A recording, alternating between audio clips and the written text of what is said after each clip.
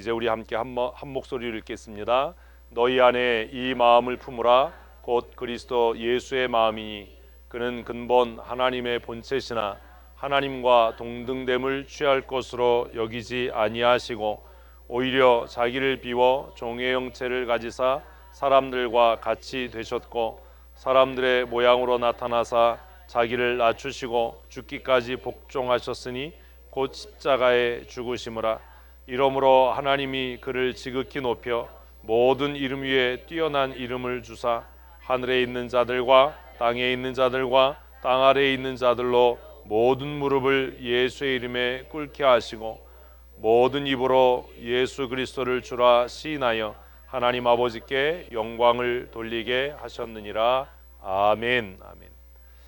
오늘은 예수님에 대한 말씀 두 번째, 예수 하나님의 아들이라는 제목으로 예수님은 누구신가 라고 하는 것에 대한 말씀을 함께 묵상하면서 나누기를 원합니다. 우리는 지난주에 예수님을 어떻게 살펴보았지요? 창조주 하나님. 예수님께서 태초 이전부터 하나님과 함께 계셨고 또 그 창조의 근본이셨다라고 하는 것을 요한은 그의 복음서 1장에 기록하고 있습니다. 요한은 그의 복음서를 써내려가면서 태초에 말씀이 계셨다. 그리고 그 말씀이 하나님과 함께 계셨다. 그리고 만물이 그로 말미암아 지은 바 되었는데 그가 없이는 하나도 지어진 것이 라고 선언합니다. 그래서 요한은 태초부터 하나님과 함께 계신 말씀으로서 예수 그리스도를 선포합니다. 우리가 복음서를 구분할 때 세 개의 복음서를 공관복음이라고 분류를 하고 요한복음을 제4복음서라고 이렇게 분류하는 이유는 이 처음 복음서의 서론이 갖는 독특함 때문일 겁니다.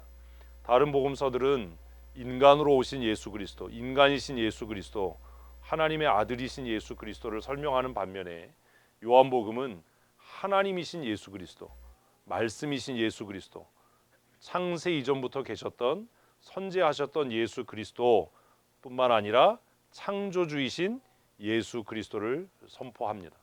그리고 그의 서론대로 요한은 계속해서 생명의 원천이신 예수 그리스도를 선언해가는 그런 구조로 기록되는 것을 우리는 발견하게 됩니다.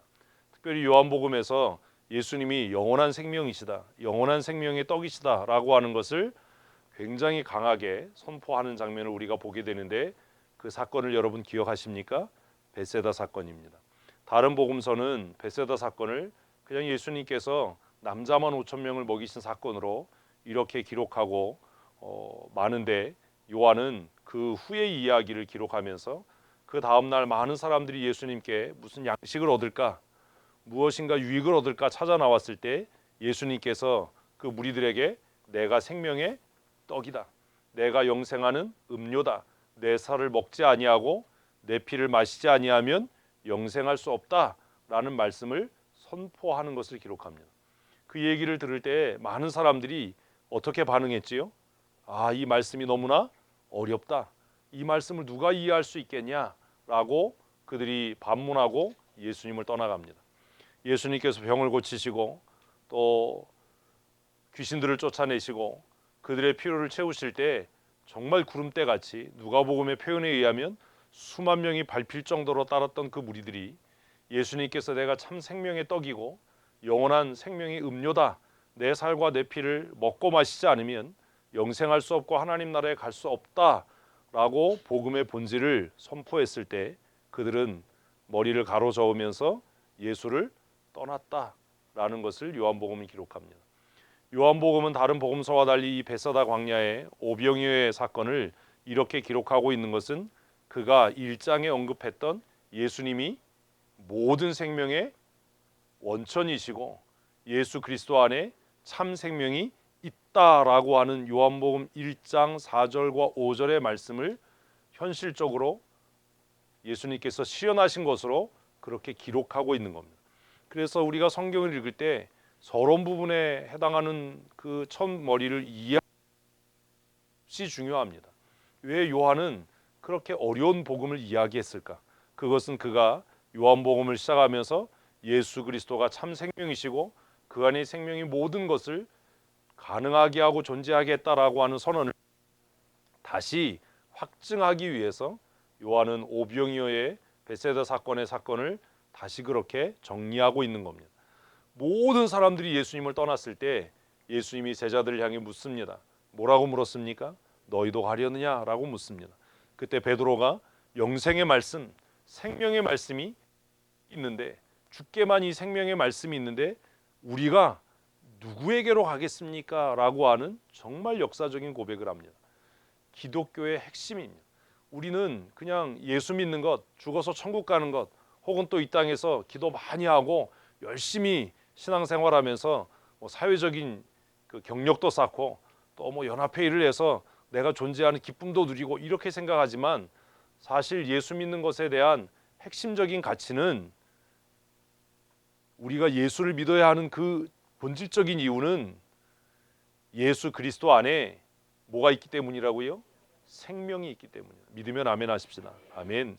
예수 안에 있는 참된 생명, 예수 안에 있는 생명이 우리에게 무엇을 가져다 줍니까? 우리를 회복해 하고 우리를 다시 살게 하는 은혜와 능력이 될 줄로 믿습니다. 이게 참 어려운 거예요. 아멘하기 쉬운데 이게 참 어려워요. 마음이 상할 때, 근심될 때, 슬퍼질 때, 낙심할 때 기도하는 것, 말씀을 읽는 것, 예배의 자리에 나오는 것, 그게 그렇게 쉬운 일이 아닙니다. 그냥 기쁘고 즐거울 때는 찬송도 하고, 그냥 기쁘고 즐거울 때는 성경도 읽고, 그냥 그렇게 습관처럼 교회에 나오지만, 마음이 상하거나 근심이 생기거나 염려가 생기면, 또 우리가 범죄하게 되면, 또 쓰러지거나 시험에 들게 되면, 그 일상적인 일이었던 그냥 아무것도 아닌 것 같았던 성경을 읽고 기도하고 예배에 나오는 일이 어려워진다는 거예요. 그러나 사랑하는 성도 여러분, 마음이 상할 때, 낙심될 때, 근심될 때 우리가 더욱 힘써야 하는 것은 영원한 생명이신 예수 그리스도께 나오는 일인 줄로 믿습니다. 왜냐하면 그 안에 생명이 있기 때문입니다. 요한은 그의 복음서에서 이것을 굉장히 강조하고 강력하게 우리에게 전파합니다. 베드로의 말씀, 영생의 말씀이 예수님 당신에게 있는데 우리가 누구에게로 가겠습니까? 이제 우리가 유대교회로 가겠습니까? 아니면 인본주의와 세속주의로 나가겠습니까? 우리는 당신을 떠날 수가 없습니다 라는 고백을 한 것입니다. 우리는 마태복음에 주는 그리스도시요 살아계신 하나님의 아들이십니다 라고 하는 고백은 익히 잘 기억하고 있으면서도, 요한복음에서 베드로 사도가 영생의 말씀, 그 생명의 말씀이 주님께 있습니다. 그래서 우리는 주님을 떠나지 않겠습니다라는 말씀을 잘 기억하지 못하는 것 같습니다. 예수 그리스도, 말씀이셨던 예수 그리스도, 그 안에 충만한 생명이 오늘 우리를 다시 살게 하고 회복해 할 줄로 믿습니다. 그러나 그 말씀이신 예수 그리스도가, 태초부터 계셨던 말씀이신 예수 그리스도께서 그냥 말씀으로만 계셨던 것이 아니라 이제 우리와 같은 육체를 가진 사람으로 이 땅에 오셨습니다. 성경은 예수님을 그래서 뭐라고 이야기해요? 하나님의 아들이라고 이야기해요. 여기에 이제 오해의 소지가 있는 겁니다. 예수님을 하나님의 아들이라고 이야기하니까 이 선지하신 예수 그리스도, 말씀으로 하나님과 태초부터 계셨던 예수 그리스도에 대해서 이해하지 못하는 사람들은 은연중에 어떤 생각을 갖습니까? 예수님께서 하나님 아버지보다 조금 부족함이 있다. 서열상 2위다. 이렇게 자꾸 생각하는 거예요. 그런 생각은 이제 성령께 미쳐서 성령은 서열상 3위. 그래서 하나님께로부터 나오는 은혜, 하나님께로부터 나오는 능력이라고 생각하는 거예요. 여러분들이 웃었지만 사실 그렇게 생각해요. 그래서 막 함부로 성령 받아라, 불 받아라 이런 얘기를 막 하는 겁니다. 아니, 성령이 하나님이시라면 어떤 사람이 도대체 성령 받아라, 불 받아라라는 얘기를 할 수 있겠습니까? 성령 받아라, 불 받아라라고 이야기하면 그렇게 말하는 그 사람이 하나님이신 성령 하나님보다 더 우위에 있는 것 아닙니까? 우리는 은연중에 하나님 아버지가 제1 하나님이시고 하나님의 아들이신 예수 그리스도가 제2위인 하나님이시고 그리고 성령님은 제3위의 하나님이셔서 하나님께로부터 나오는 은혜와 능력이라고 치부해 버리는 거예요. 그래서 성령님을 인격적으로 생각하지 않아요. 그 성령 충만하면 인격적인 어떤 그 내면에서의 변화가 아니라 외형적으로 나타나는 신비한 체험, 신비한 역사 이것만을 생각하는 거예요. 그래서 어떤 은사를 행하거나 어떤 신비한 체험을 하면 아, 저 사람이 성령 충만한 사람이야 라고 생각을 한다고요. 그러나 정말 그러냐라는 거예요. 여러분, 하나님 아버지나 예수 그리스도나 성령 하나님은 동일하시고 동등하신 하나님이신 줄로 믿습니다. 여러분, 이거 굉장히 중요한 겁니다. 모든 이단들이 여기서부터 시작했거든요. 삼위일체라고 하는 건 그런 거예요. 성부 하나님 그리고 성자 예수 그리스도 성령 하나님이 어떻다? 동일하신 하나님이시다. 동등하신 하나님이시다 라고 하는 겁니다. 그렇다면 왜 예수님을 하나님의 아들이라고 성경은 표현하는가? 시편 2편에 보면 오늘날 내가 너를 낳았도다 라고 이야기하거든요.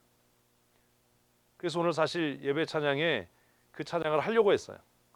주보를 다 인쇄해 놓고 가만히 생각하니까 이 찬양을 하고 나면 또 성도들이 진짜 예수님을 하나님의 아들로 하나님이 예수님을 낳은 걸로 생각하면 그래서 안 한 거예요. 근데 그 복음성가 찬양에 보면 거기 가사에 오늘 내가 너희를 낳았도다라고 할 때 너희는 누구예요? 예수님이 아니에요. 우리예요. 할 걸 그랬네. 그 복음성가 가사는 그래요. 나의 십자가 고난을 통해서 내가 너를 낳았으니, 그러니까 예수님이 우리를 낳았다라는 말이 되는 겁니다. 그 복음성가 가사는 그래요. 근데 시편 2편에 보면 2편 7절에 오늘날 내가 너를 낳았다라고 이야기해서 예수님에 대한 선언으로 우리가 이해를 하거든요. 왜 성경은 하나님이신 예수님에 대해서 하나님 아버지가 그를 낳았다 혹은 또 하나님의 아들이시다라는 표현을 했는가? 이걸 종교개혁자들은 어떻게 정리했는가? 그래서 웨스트민스터 신도계여서 그리고 또 칼빈의 기독교 강요에 보면 예수님에 대해서 뭐라고 이야기하냐면 굉장히 어려운 이야기를 합니다. 예수님은 하나님께로부터 나시지 아니하시고 나오셨다. 아무도 감동이 안 되는 얼굴이시네. 이게 뭐가 다르냐? 뭐가 다르냐? 하나님 아버지께서 예수 그리스도를 이 땅에 나타나게 하셨다라고 하면 예수님이 하나님 아버지께 종속되는 거죠. 이해가 안 돼도 이해되는 척 해주세요. 그런데 하나님 아버지께서 예수님을 이 땅에 존재하도록 낳으신 것이 아니라 예수님께서 스스로 나오셨다라고 하면 종속되지 않는 것처럼 보이죠. 이게 인간이 갖고 있는 언어의 한계예요. 나셨다와 나오셨다 때문에 얼마나 긴 세월 동안 종교회를 했는지 몰라요. 그래서 예수님은 하나님 아버지께로부터 나시지 아니하시고 하나님 아버지께로부터 나오셨다. 거기다가 이제 조금 더 강조하면 스스로 나오셨다라고 덧붙입니다.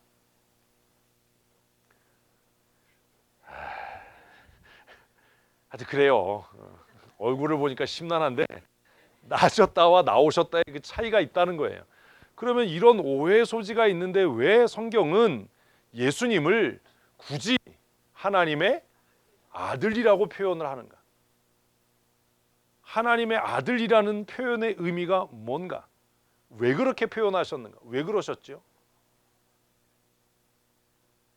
이걸 정리를 이제 오늘 하는 거예요. 짧은 시간 동안 확 정리를 하셔야 돼요. 이것에 대해서 오늘 우리가 읽은 빌립보서의 말씀은 바울이 예수님의 나오심이라고 하는 것에 대해서 예수님이 하나님의 아들이시다라고 하는 것에 대해서 뭐라고 정리하냐 하면 다시 한번 6절 읽습니다.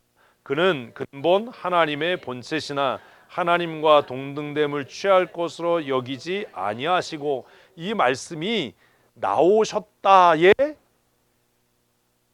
가장 강력한 근거가 되는 말씀이에요. 예? 6절을 보니까 뭐라고 얘기해요?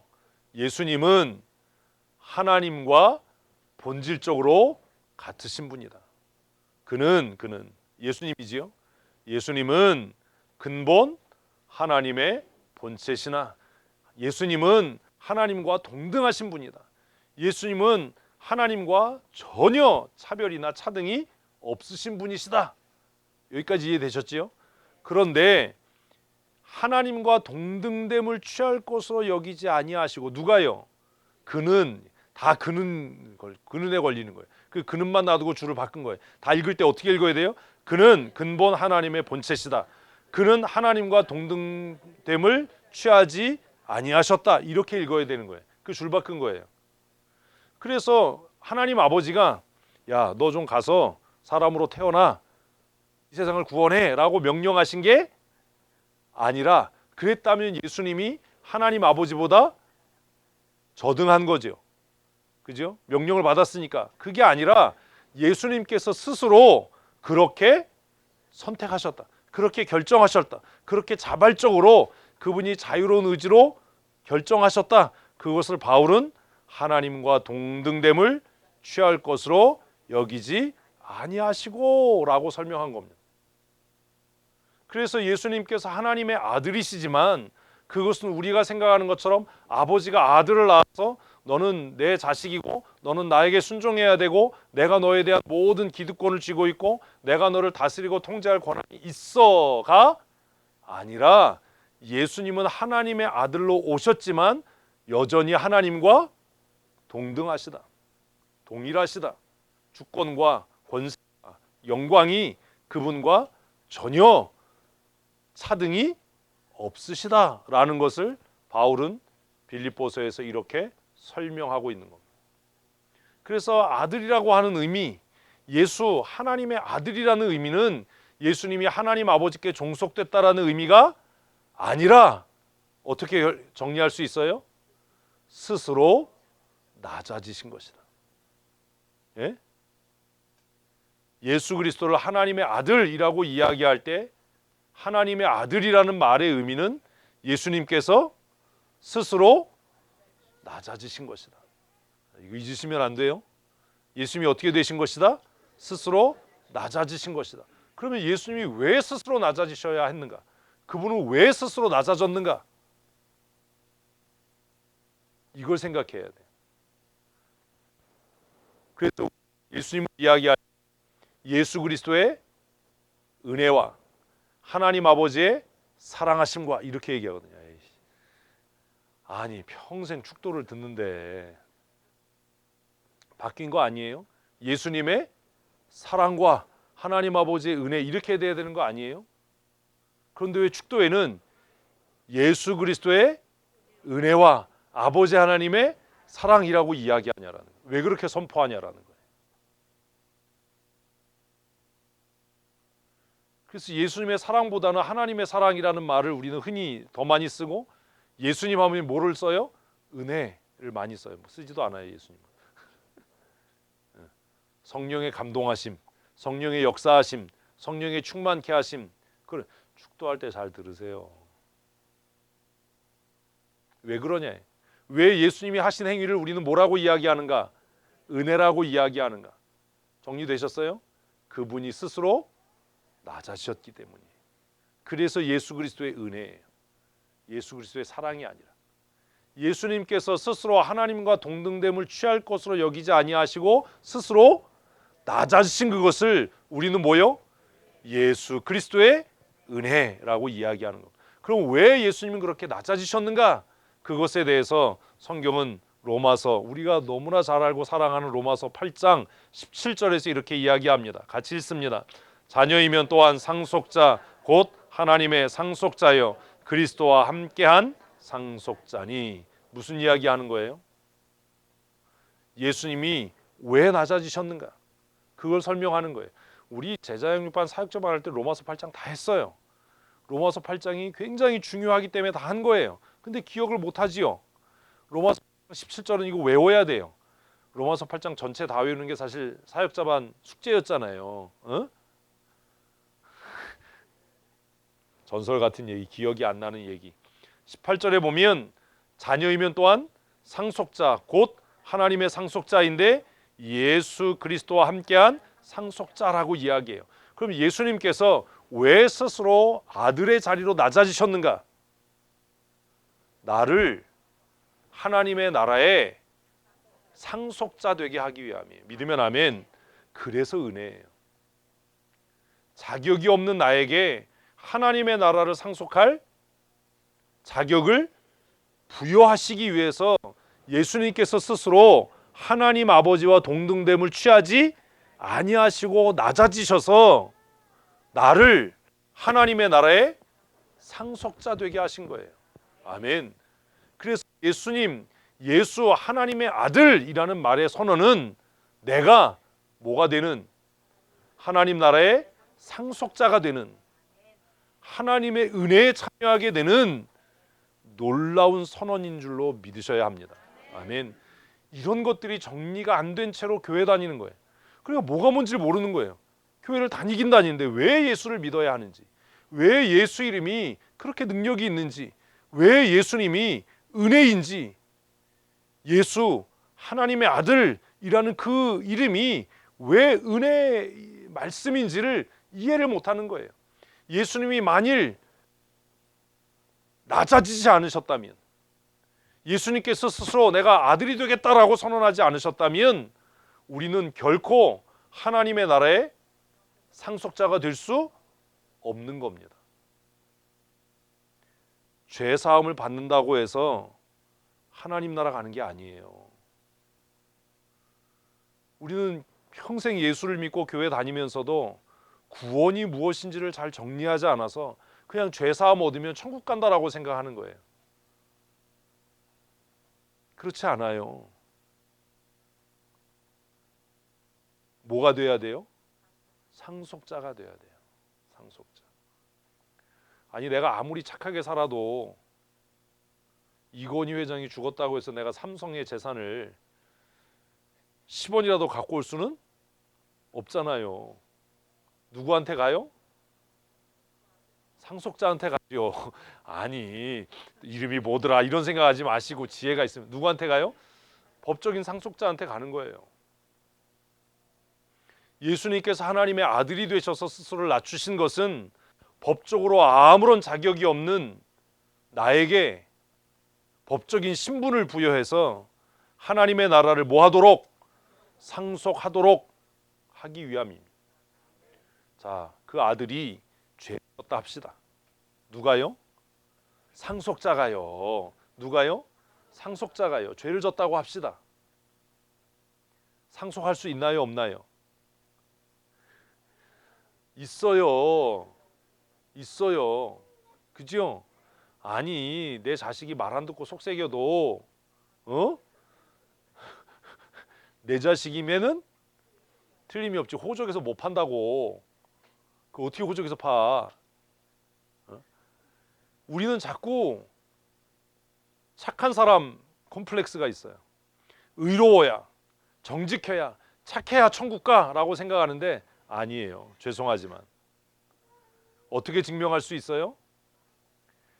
여러분보다 착한 사람이 수두룩해요. 예수 믿지 않는 사람 중에. 에? 예수 믿지 않는 사람 중에 여러분보다 착한 사람이 훨씬 많아요. 예수 믿지 않는 사람들 중에 저보다 착하고 훌륭한 사람은 훨씬 많아요. 저 성질 들었거든요. 잘 삐지고. 그런 걸로 하면 저 천국 못 가요. 착하다고 해서 뭐 마음이 태평양같이 넓고 뭐 이렇다고 해서 천국 가는 게 아니에요. 천국 가는 조건은 딱 하나예요. 뭐예요? 상속자인가? 아닌가지. 무슨 의롭냐 정직하냐 바리새인들이 왜 안 되는지 이제 아시겠어요? 율법을 다 지켰어요. 내가 평생 경건하게 살았어요. 정직하게 살았어요. 저 사람 법 없이도 살아. 그러니까 죽어서 천국 갈 거야. 아이고 천만의 말씀 만만의 콩떡이에요. 못 가요. 왜? 상속자가 아니거든요. 상속자가 아니거든요. 예수님께서 하나님의 아들 되심, 예수님께서 스스로 낮아지셔서 하나님과 동등됨을 취하지 아니하시고 하나님의 아들 되신 목적은 로마서 8장 17절 말씀에 나를 하나님 나라의 상속자 되게 하십니다. 아멘, 아멘. 외우셔야 돼요. 로마서 8장 17절. 자녀이면 또한 상속자, 곧 하나님의 상속자, 하나님의 나라의 상속자요 그리스도와 함께한 상속자이다. 아멘, 아멘. 그래서 예수님께서 하나님의 아들이 되신 겁니다. 예수님께서 하나님의 아들이 아니셔도 우리의 죄를 위해 죽으실 수 있으시지요. 이해 안 되세요? 예수님께서 하나님의 아들이 아니셔도 우리의 죄를 사하실 수 있으셨을 겁니다. 그러나 그분이 스스로 하나님과 동등됨을 취할 것을 포기하시고 우리와 같은 죄인의 모습으로 스스로 낮아지셔서 내가 하나님의 아들이다 라고 선언하신 이유는 나를 양자 삼으시기 위해서예요. 누구와 함께? 그리스도와 함께한 하나님의 나라의 상속자가 되게 하기 위해서 예수님께서 스스로 아들 되신 거예요. 이제 확실하게 정리하시고 잊으시면 안 됩니다. 예수님이 하나님의 아들이심이 왜 그렇게 중요하냐? 예수님이 마리아의 아들이 아니라 하나님의 아들이심이 왜 그렇게 중요하냐? 예수님이 하나님의 아들이셔야 내가 하나님의 나라를 상속할 수 있는 권한을 부여받게 되는 겁니다. 아멘. 그래서 로마서는 자녀이면 상속자이고 하나님의 상속자인데 그리스도와 함께한 상속자이다. 아멘. 그런데 이 상속권이 모든 사람에게 적용되는 건 아닙니다. 정신 차리셔야 돼요. 예배에 나온다고 해서 습관적으로 종교 활동을 하고 어려서부터 교회에 출석했다고 해서 상속의 권한을 위임받는 건 아니라는 거예요. 법적인 상속자가 돼야 돼요. 어떤 상속자요? 법적인 상속자요. 이건 지금 법적인 문제거든요. 상속이라고 하는 건 은혜의 문제입니까? 법의 문제입니까? 법의 문제입니다. 그래서 정말 머리 나쁜 사람들이 이제는 예수 그리스도로 말미암아 은혜의 시대가 됐으니까 법은 다 필요 없다. 자기가 하는 말이 뭔지 모르는 거예요. 상속한다라고 하는 것은 은혜의 문제가 아니라 철저하게 무슨 문제라고요? 법적인 문제예요. 제가 말씀드렸잖아요. 바울은 로마서에서 철저하게 법적인 문제로 하나님의 나라에 대한 이야기를 풀어가고 있어요. 법적인 절차와 과정이 없다면 우리는 하나님 나라에 못 갑니다. 이제 무슨 은혜로 하자고. 그러지 않아요. 그러면 누가 하나님의 아들로, 누가 그리스도와 형제로 하나님의 나라를 함께 상속할 것인가? 같이 읽습니다. 우리가 그의 영광을 받기 위하여 함께 받아야 할 것이니라. 아멘. 이게 로마서 8장 17절 후반절이에요. 우리가 이거를 여러분들은 어떻게 고쳐야 돼요? 내가 예수 그리스도와 함께 영광을 받기 위하여 고난도 함께 받아야 한다. 하나님의 나라의 상속자인 증거가 뭐예요? 복음으로 인해 당하는 고난에 참여하는 거예요. 복음으로 인한 고난에 참여하는 것. 그래서 고난이 없다는 것. 예수 믿는데 전혀 복음으로 인해서 고난이나 핍박이나 환난이 없다는 것. 예수 믿는데 아무런 대가가 지불되지 않는다는 것. 그건 종교인이면 틀림이 없고 종교 생활하는 것에는 틀림이 없지만 뭐는 아니다? 상속자는 아니다. 수없이 많은 바리새인들이, 서기관과 대제사장과 율법 교사들이 무엇이었어요? 종교인이었어요. 종교인. 그들은 평생 율법을 가르치고 재물을 잡아서 제사하고 평생 종교 행위에 열심을 냈던 사람들이에요. 그러나 그들은 결코 하나님 나라에 들어갈 수 없었습니다. 왜요? 법적인 상속자가 아니거든요. 여러분, 우리가 외형적으로 신앙생활하는 모양을 갖고 있고 교회에 출석하고 종교적인 행위를 계속 한다고 해서 천국 갈 거다라고 하는 착각을 하지 마십시오. 종교 행위로, 종교적인 열심으로 우리가 죄 사함을 얻고 하나님 나라 가는 것이 아니라 예수 그리스도와 함께 그 고난에 참여하는 것을 통해서 영원한 하나님의 나라를 상속하게 될 줄로 믿습니다. 여러분, 어떤 고난에 참여하고 있습니까? 그래서 바울은 그의 서신에서 끊임없이 꾸준하게 하나님의 나라에 들어가려면 고난도 함께 받아야 한다. 하나님의 나라를 상속하려면 그리스도의 고난에 참여하는 자가 되어야 한다.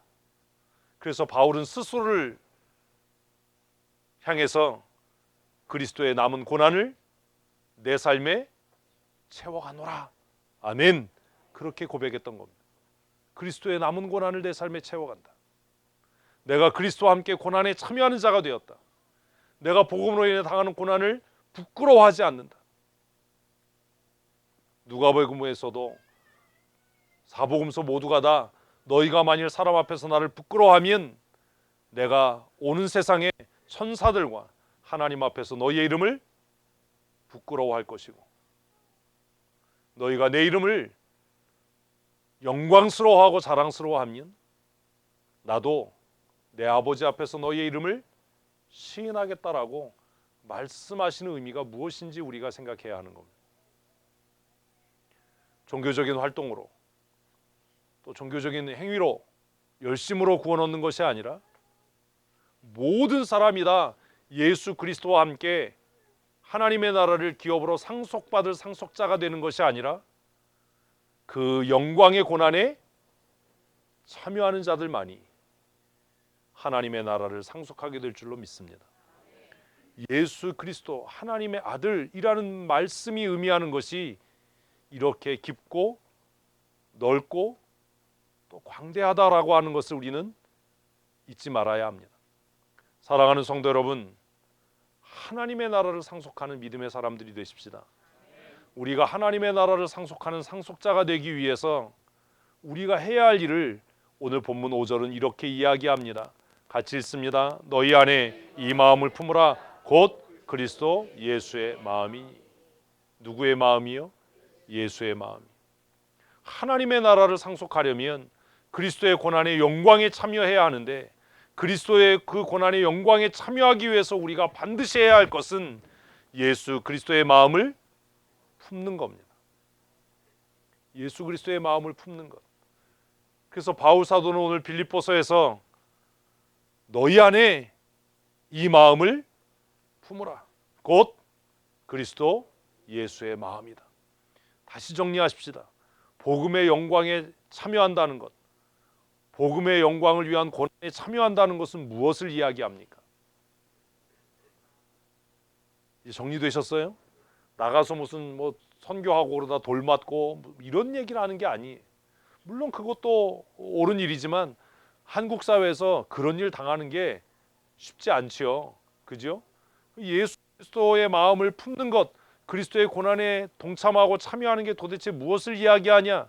어떻게 하는 게 그리스도의 고난에 참여하는 거냐? 어떻게 하는 거라고요? 예수의 마음을 품는 거예요. 예수의 마음을 품어서 내 스스로 낮아지는 겁니다. 그것이 복음의 영광에 참여하는 첫걸음입니다. 예수님께서 어떻게 하셨던 것처럼 스스로 낮아지신 것처럼. 왜 다툼이 일어나고 분쟁이 일어납니까? 왜 평안이 깨집니까? 우리의 마음을 우리가 높은 곳에 두기 때문입니다. 그래서 오늘 본문에 보면 예수님께서는 어떻게 하셨다고요? 자기를 비우셨다라고 이야기해요. 예수의 마음을 품기 위해서 우리가 해야 할 것은 뭐 하는 일이에요? 자기를 비우는 일이에요. 7절 읽습니다. 오히려 자기를 비워 종의 형체를 가지사 사람들과 같이 되셨고. 어떻게 하셨다고요? 자기를 비워. 우리는 우리 안에 내 생각과 내 고집이 너무나 많아서 이게 잘 비워지지 않는 거예요. 내 생각대로, 내 고집대로, 내가 옳다고 판단하는 대로.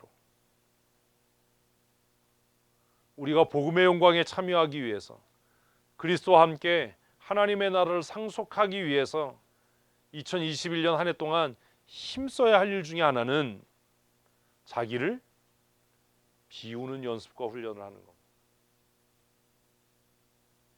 예수님께서 자기를 비우셔서 종의 형체를 입으시고 우리와 같은 죄인의 모습으로 이 땅에 오셨던 것처럼 복음의 고난에 참여한다는 것, 그리스도와 함께 하나님의 나라를 상속하는 상속자가 된다는 것은 먼저 큰 일, 어려운 일, 위대한 일을 추구하는 것이 아니라 날마다 자기를 비우는 훈련과 연습을 하는 거예요.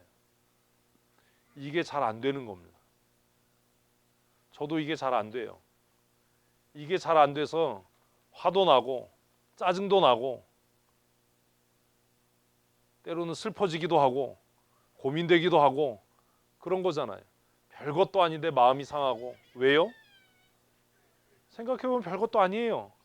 그런데 용납이 안 되는 겁니다. 견디기가 어려운 겁니다. 왜 그런 거예요? 내 자신을 비워내지 않는 겁니다. 못하는 게 아니라 않는 겁니다. 제가 해보니까 그래요. 못하는 게 아니라 안 하는 거예요. 더 정확하게 말하면 하고 싶지 않은 겁니다. 가수는 노래대로 되고, 가수는 어떻게 된다고요?